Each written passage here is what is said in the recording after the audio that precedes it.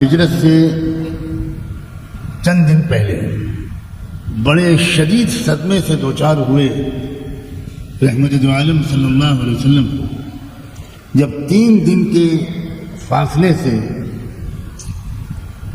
جناب ابو طالب اور حضرت خدیجہ ان دونوں کا انتقال ہو گیا۔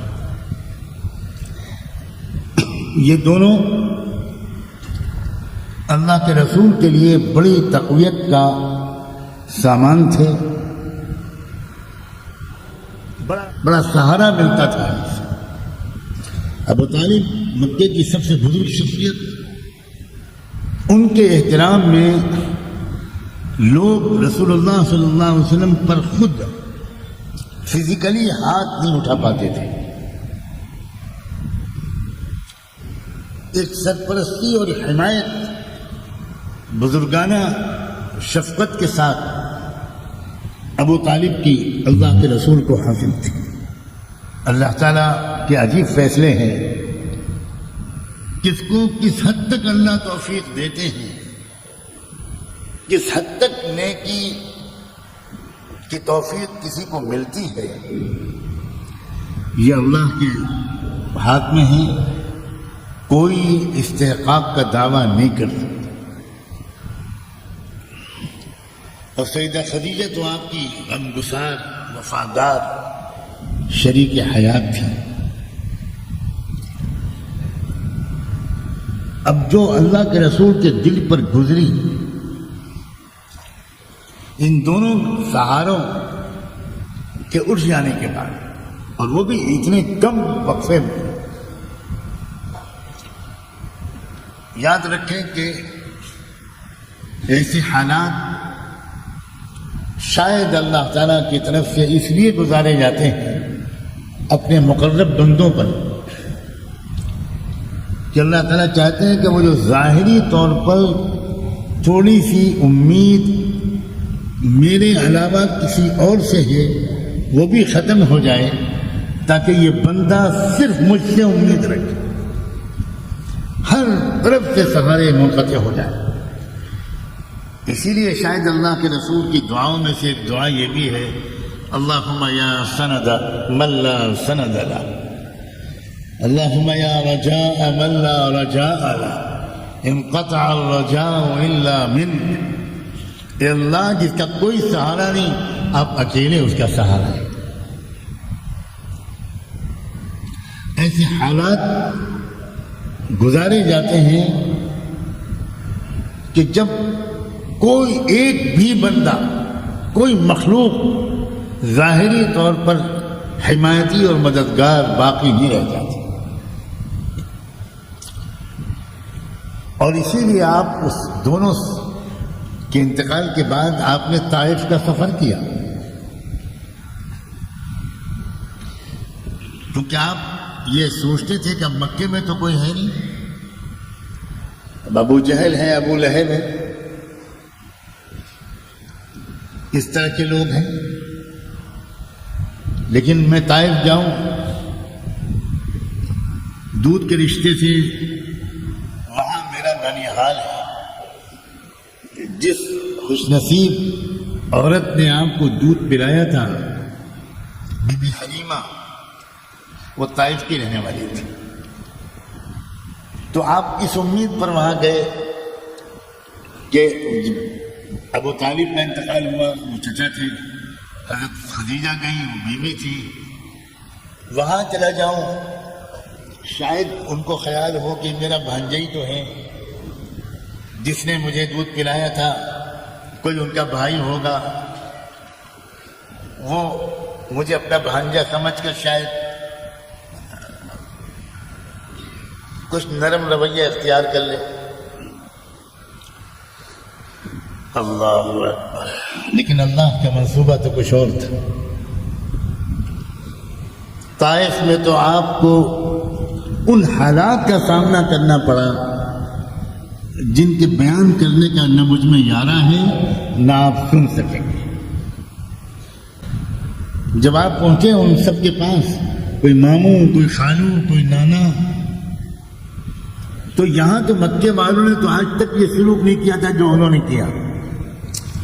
وہ تو خود ہی مذاق اڑاتے رہے, عجیب عجیب قسم کے تبصرے انہوں نے کیے. اب بالآخر علاقے کے گنڈوں بدماشوں کو اشارہ کر دیا کہ ہماری طرف سے چھوٹ ہے, جو کر سکتے ہو کرو. اور پھر جو گھیرا ہے ان لوگوں نے محمد الرسول اللہ, اور چاروں طرف سے پتھروں کی بارش کر دی.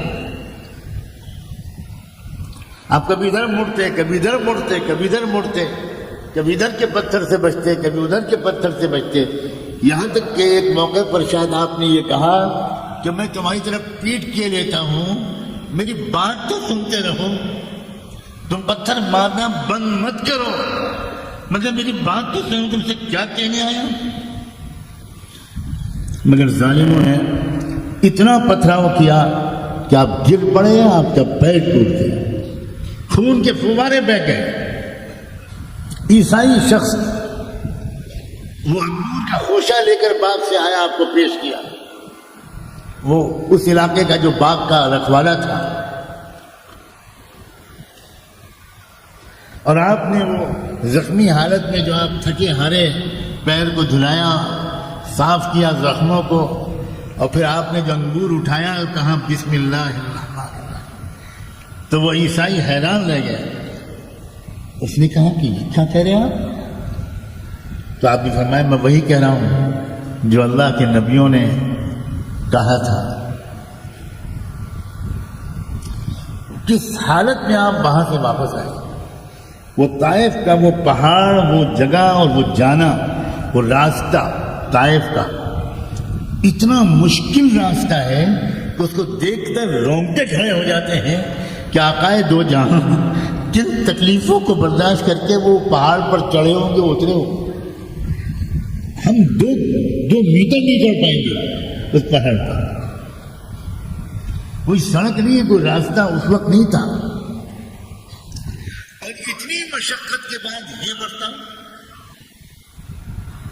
اس حالت میں جب آپ کو دیکھا عالم ملکوت میں فرشتوں نے, تو شاید میری یہ تعبیر صحیح ہو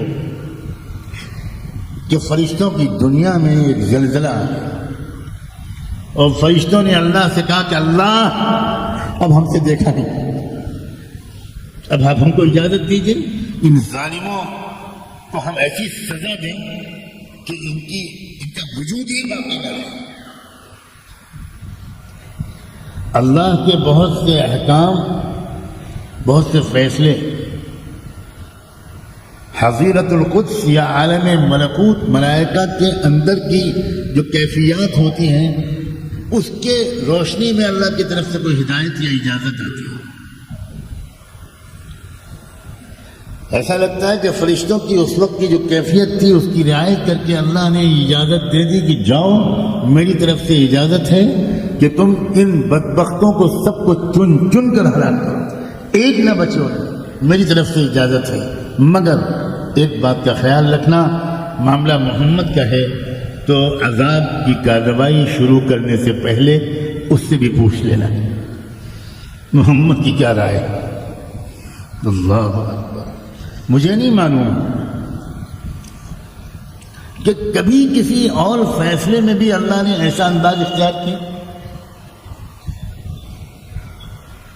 نوح علیہ السلام کی قوم کو عذاب دینے سے پہلے کیا اللہ تعالیٰ نے یہ کہا تھا کہ نوح سے پوچھ لینا؟ حضرت لوط علیہ السلام کی قوم کو عذاب دینے سے پہلے کیا فرعون کو غرق دریا کرنے سے پہلے یہ کہا تھا کہ موسیٰ سے پوچھ لینا؟ یہ مقام شاید صرف رحمت للعالمین کا تھا. ایسا لگتا ہے کہ اللہ فرشتوں کو بتانا چاہتے ہوئے کہ دیکھو تم اس وقت بہت جلال میں ہو, میں تم کو منع نہیں کرتا, لیکن تم بہت کچھ جانتے ہو, اس کے باوجود میرے محبوب کے اخلاق کو تم بھی نہیں جانتے, تم بھی نہیں سمجھتے کہ میں نے رحمت للعالمین کا لقب کیوں دیا. جاؤ خود جاؤ, میں نہیں منع کروں گا.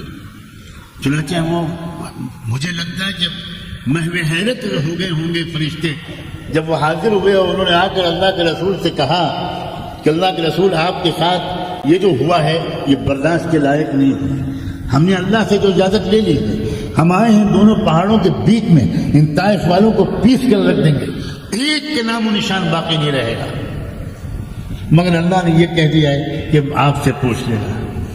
حضور نے آسمان کی طرف چہرہ اٹھایا، کہا اگر اللہ نے میری رائے پر موقوف رکھا ہے تو اللہ میں آپ سے کہتا ہوں آپ نے مجھ کو لعنت بھیجنے والا، عذاب دلوانے والا نبی بنا کر نہیں بھیجا ہے، آپ نے مجھ کو رحمت للعالمین بنا کر بھیجا ہے۔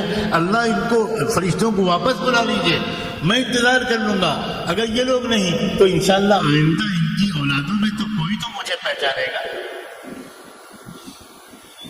اور حضور کا گمان اتنا درست ہوا کہ اسی طائف کے علاقے کے ایک فرد کے ذریعے سے یہ پورا بر صغیر ہند و پاک، یہ نیپال، یہ سری لنکا، یہ بنگلہ دیش، یہ پاکستان، یہ انڈیا، یہ سب جو اسلام لایا ہے اس کے پیچھے اسی قبیلے کے ایک فرد کی محنت ہے، انہی لوگوں کی اولاد ہے جن کے ذریعے سے ہمیں کلمہ پہنچا۔ الصلاۃ والسلام علیک یا سیدی یا رسول اللہ۔